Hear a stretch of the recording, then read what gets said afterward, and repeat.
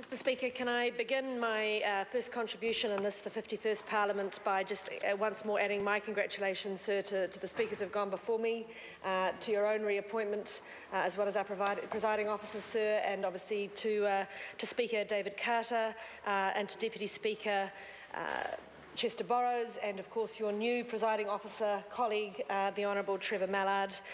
We welcome the group of you leading us in this Parliament, and I have no doubt that you will do that to your usual high professional standards, sir, and I look forward to working with you. Can I also just, sir, take a moment to congratulate the mover and the seconder of the motion we're now debating, Chris Bishop and Barbara Kuriger, who gave us their maiden speeches this afternoon, and I think set a very high tone and standard for those that will follow.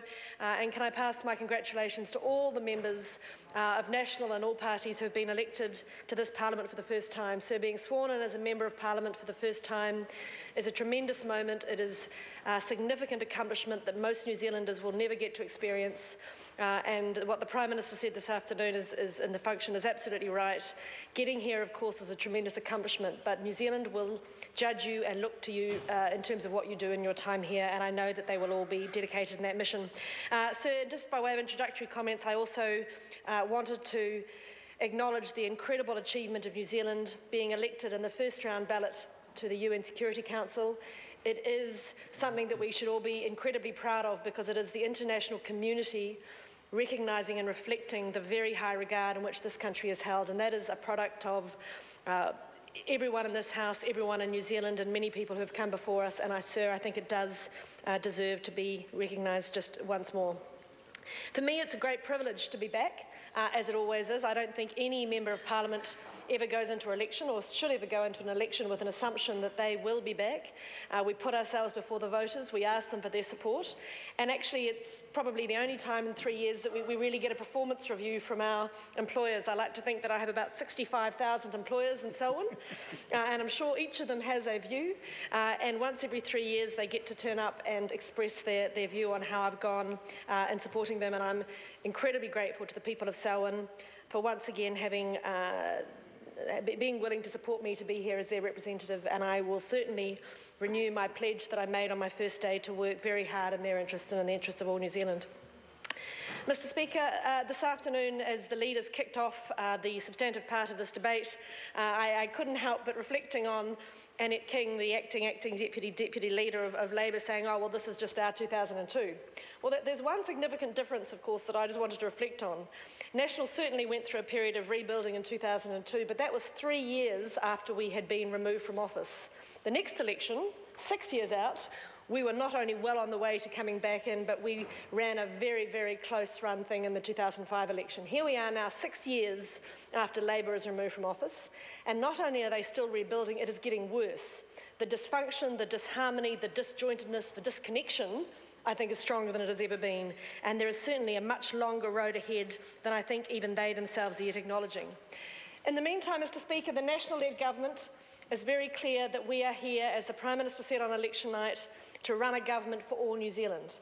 And I know that my colleagues, both in Cabinet and across our caucus, are focused on exactly that. How can we work to improve the life for all New Zealanders now and into the future? We have a team so ably led by the Prime Minister. We have 59 other members of our caucus who are dedicated to that very thing.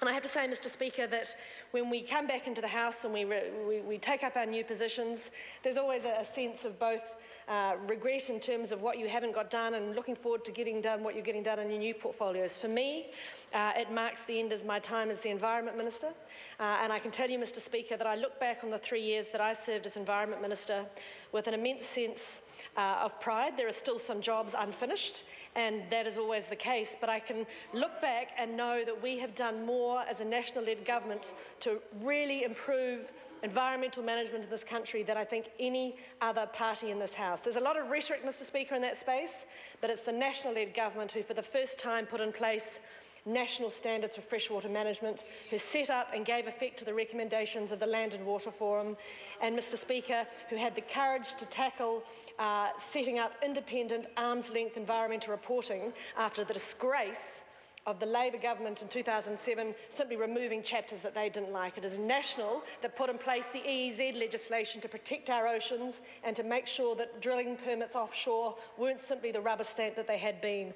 This is a government that has delivered for the environment, and I have no doubt whatsoever that under Minister Nick Smith, he will not only continue that work but take it even further.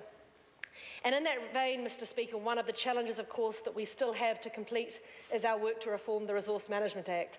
This is an act, Mr Speaker, that has been tinkered with almost every 18 months during its 23-year history. It is not working for New Zealanders, and almost every New Zealander that you speak to acknowledges that it needs to be fixed.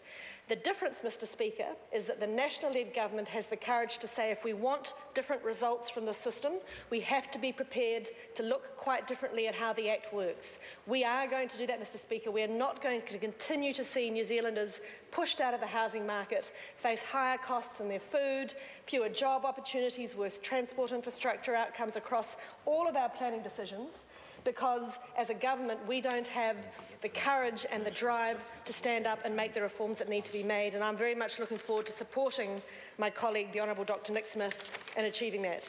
But Mr Speaker, as I say goodbye to the Environment portfolio, I'm delighted to take on the role as the Minister of Justice. And I want to reflect and acknowledge the comments, the very thoughtful comments and deeply held and clearly passionately held comments of the previous Speaker, Kelvin Davis, who spoke very eloquently about the issues with family violence. And I can tell this House that that is an issue that, as the Justice Minister, I certainly want to focus on. I am not naive, Mr Speaker, to think that these are easy problems to solve.